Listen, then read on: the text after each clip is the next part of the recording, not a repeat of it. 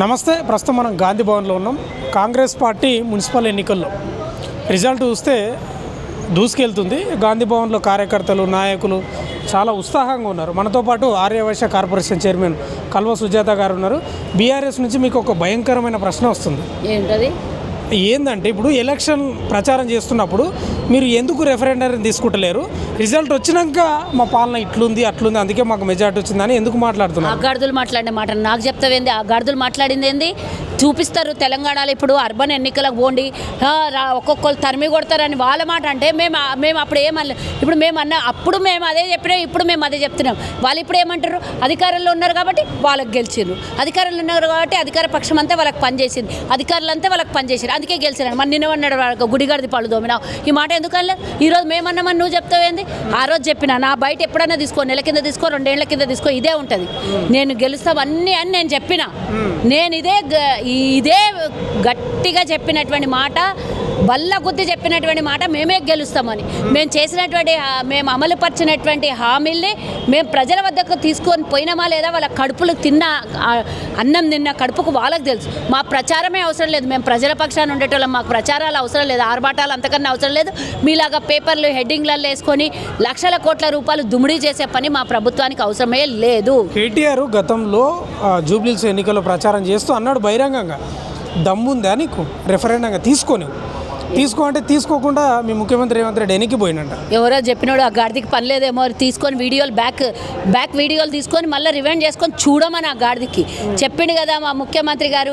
మేము ఈరోజు కొత్త రేషన్ కార్డులు ఇచ్చినాము, ఈరోజు ఆరోగ్యశ్రీ పెంచినాము, ఈరోజు 500కే గ్యాస్ ఇస్తున్నాము, ఈరోజు 200 యూనిట్ల ఉచిత కరెంట్ ఇస్తున్నాము, ఫ్రీ బస్సు ఇస్తున్నాము, 500 రూపాయలు గ్రామీణ ప్రాంతాల్లో ఉన్న రైతులకి పండించిన పంటకు బోనస్గా ఇస్తున్నాము, 21,000 కోట్ల రూపాయలు రుణమాఫీ చేసినాము, రైతు భరోసాకి 12,000 ఇష్టము, అన్నీ మేము చెప్పుకుంటూనే పోతున్నాము. ఈరోజు ఇందిరమ్మ ఇండ్లని 3,500 ఇండ్లని ప్రతి గ్రామంలో ఉన్నటువంటి పేదోడికి, సొంత ఇల్లు లేనోడికి ఉండొద్దు అనేది మా ఆశయం తీసుకొని 3,500 ఇండ్లని కూడా నిర్మాణం చేసి 5 లక్షల రూపాయలు వాళ్ళకి కట్టడం అయిపోతుంటే స్టేజ్ల వైదుగా వాళ్ళకి డబ్బులు ఇచ్చేసి ఈరోజు 4.5 లక్షల ఇండ్లకు డబ్బులను మంజూరు చేసినటువంటి చరిత్ర మాది. ఈరోజు వరంగల్లో ఎయిర్పోర్ట్ తీసుకొని వస్తున్నాము. 10 ఏళ్ళు గాడిదలాగా కూర్చొని ఉన్నారు, సొంత ఎయిర్ప్లేన్లు కొన్నారు, కానీ ఒక ఎయిర్పోర్ట్ ప్రజలకు సౌకర్యం సదుపాయాలు చేయాలన్నటువంటి దరిద్రం. మహిళలకు 1 కోటి మంది మహిళలకు కోటీశ్వర్లు చేయాలని కలలు కన్నా ఈరోజు 1,000-2,000 బస్సుల్ని కొత్తగా పెట్టినాము.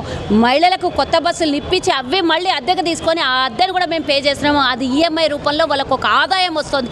ఇట్లా అన్నీ చేసుకుంటూ మేము పోతే వడ్డీ లేని రుణాలను ఇస్తూ శిల్పారామం దగ్గర ఉచితంగా వాళ్ళకి షాపుల్నిచ్చి వాళ్ళ కళని ప్రపంచ దేశాలకి, ఎన్ఆర్ఐస్కి కానీ వివిధ దేశాలకు కానీ ఎక్స్పోర్ట్ చేసుకునే విధంగా మేము ఈరోజు మహిళల్ని కాపాడుతున్నాం.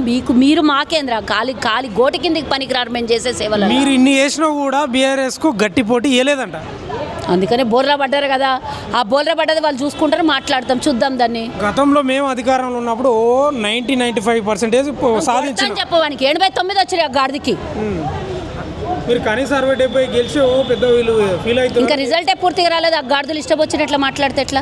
మేము చెప్పినాం కదా 80 వస్తాయని. 89 వస్తేనే దేశమంతా కొనేసుకున్నట్లు మాట్లాడారు. హైదరాబాద్లో 100 సీట్లు వస్తాయని 100 సీట్లు మీరు రిగ్గింగ్ చేసి తెచ్చుకున్నట్లు అందరు కాదు కదా.